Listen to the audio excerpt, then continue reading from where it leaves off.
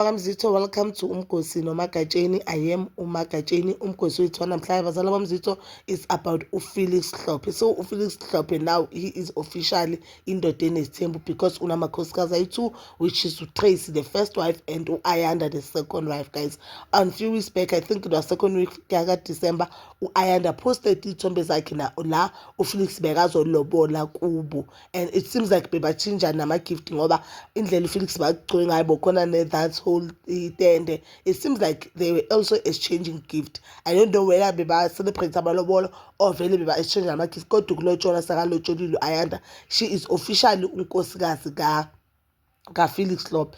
After 2 days after that, I saw a post whereby the allegations, guys, ukuthi uTracy akazi ukuphi, uTracy uphumile emzini wakhe, uFelix akamazi uTracy ukuphi. But I thought those allegations are lies because angibona abantu abaningi mhlambe bayipostile, and I saw it, I just passed. I thought abanga, maybe yes, I knew ukuthi uTracy from the previous season of the Hlophes. I saw ukuthi uTracy akafuni Ayanda ukuthi abe part of isithembu, uTracy uthi uFelix wayengafuni isithembu. The only reason ayenza ukuthi yena avuma ukumitha uAyanda is because uFelix wayenentombi eyiningi, abasayijika abaningi, so she decided ukumitha lo ngoba uFelix wamcela ukuthi ahlangane, then uzoba yi-side chick esemthethweni. I don't know uhamba kanjani tabo. Then uFelix later wathi ucela isithembu, of which uTracy wayengana problem ngaso. Inkinga iqale mase uAyanda adelela uTracy.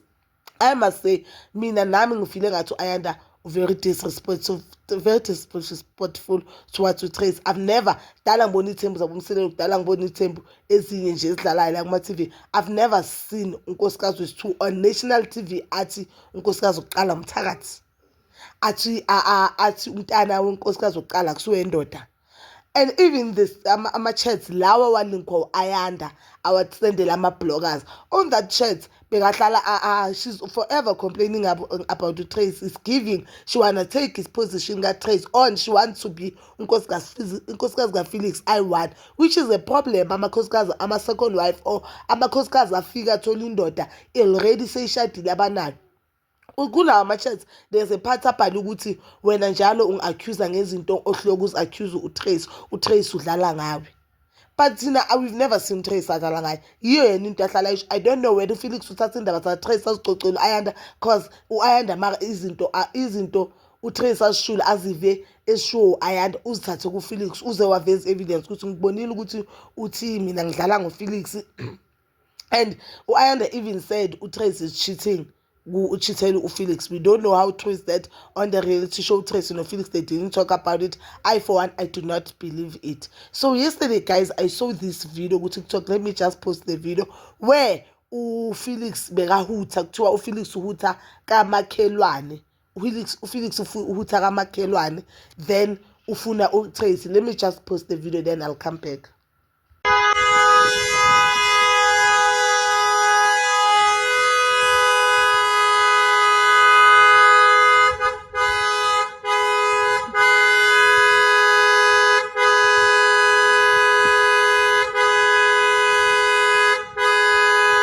Guys, there the caption bokubhala ukuthi uFelix bekahutha kamakhelwane afuna uTracy nengane zakhe. So they were saying there's GBV nyana khona ukuhlukumezeka umshadweni wabo. uFelix engathi uhlukumeza uTracy ubaleke nengane wayehlala kamakhelwane. Njoba nibona uFelix aloku ashaya uhude bekafuna umakhelwane avule igate avulela aboTracy baphume, but aboTracy abavumanga ukuphuma.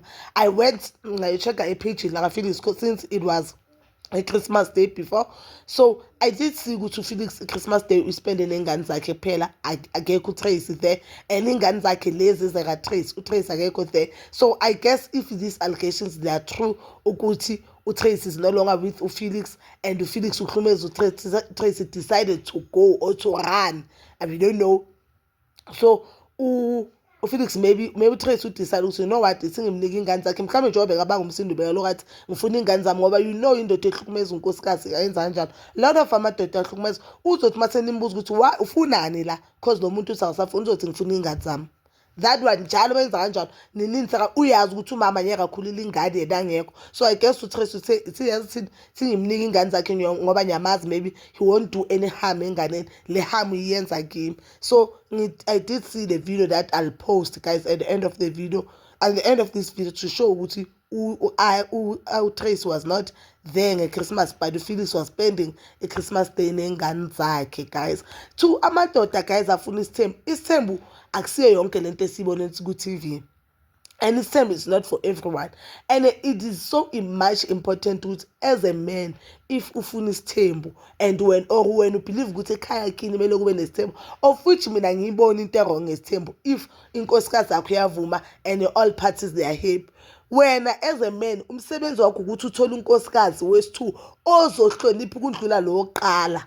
Ngoba remember lo kuqala ungenile ngithi yena awukho umsebenzi omningi okumele uyenze, but lo two kumele aziprove ukuthi la ekhaya ngizele ukuzoletha ukuthula and ngizele ukuzowakha lento engizela, angizelanga ukuzokhipha wena. Umsebenzi wakhe lo wesi-2 kumele awukhiphe, and wena as a man uphela ungamkhulumela kanjani unkosikazi lo wesi-2, kodwa uye ekugcineni kumele aziprove to ingane zakho, ama-ancestors wakho, uNkulunkulu enimkhonzayo lapho kini, nephinde nalo nkosikazi wakho oqala, because angicabangi ukuthi kukhona ukuhlakanipha ukuthi uthi wakhe isithembu mafaka unkosikazi wesi-2 oqala hambe. Akusise isithembu leso, akusise isithembu. I don't think ukuthi uthatha isithembu unkosikazi oqala kutshengise ama-point who are very important. Lo muntu umbiza ngomthakathi akakashadwa. Lo muntu already uthi i-firstborn yethu awasani akusingane yakho, akakashadwa lo muntu lo. Lo muntu lo uthi mina nginayo inhliziyo yobuthakathi, because there uthe uTrace bakambuza ne-reality show ukuthi why mawula noFelix ufaka igama lami, ngoba mina mangula noFelix angilifaka igama lakho, and why uthi ngumthakathi. Then wathi kuma-diary, yes mina ngifila ngathi uTrace umthakathi, abathakathi akusabantu abasebenzisa imithi kuphela, ngifila ngathi nenhliziyo inobuthakathi ngoba since mina ngahlala lapha endlini yakaFelix noTrace as a girlfriend, uhlele endlini kamamkhulu, then uthi umamkhulu kumele abe happy. Awalotsholwa wena uthi njengoba hleli lapha bekasathola ama-accident, njengoba uthe nje uTrace kwazi ngayo bekasathola ama-accident and bekasavelelwa izinto ezirong, yena ufile ngathi inhliziyo kaTrace, uTrace iyathakatha ngenhliziyo. She said that on national TV. Wena still usalobola loyo muntu loyo mfaka egcikeni, ulobola umuntu osho on national TV ukuthi ingane yakho akuseyakho, ingane le need to do it yene. Le ngane izokhula, the internet doesn't forget. Le ngane izokhula izothi ngelinga ngibona ukuthi ubaba failed to protect me as his son. Angingeni indaba yakhe noma mami ke, mina as his son uthatha umuntu wamfaka egcikeni, umuntu osho openly so ukuthi mina ngingayenza ukuthi angisingane kababa. Asithi lo mntana benza i-DNA, lo mntana wakhe kwangempela uFelix, so mntana uzofila kanjani? Lo mntana ufilane, lo mntana uzokhula nje azi ukuthi uyasoleka. And remember isithembu as much as usenzela ukwakha as a man, kumele uphinde ukhumbule khona emhlabeni into ekuthiwa ukushona, ilanga esingalazi lizovela nini. uTrace mangandlula emhlabeni, lo muntu ongafuni ingane zakho, othi ingane zakho akusingane zakho, kuphila uma wazo, uzothi uTrace mangandlula emhlabeni azikhulise kanjani ingane zakho? Ayanda nawe uTrace uthule uzomkhulisa kanjani lo mntwana yena when she believes ukuthi le ngane akusiyona kaFelix? Yebo usezinye zezinto uFelix, I feel like this is the biggest mistake he has ever done. Usebenzise nje i-ego and anyeke imsebenzele, and I'm glad because I saw on the reality show ukuthi abangani bakhe bebamkhuza ukuthi no, this is not how things goes. Lapha nje bafuna ukucontrola kibo Ayanda, bafuna uzwe ngabo, but into ebuhlungu ukuthi uqhubekile wayenza into ejabulisa yena no-Ayanda, which is very sad. But so please do comment down below your thoughts, and please don't forget to like, subscribe, share, and hit that notification button. Ngithanda ukuya nokubuya.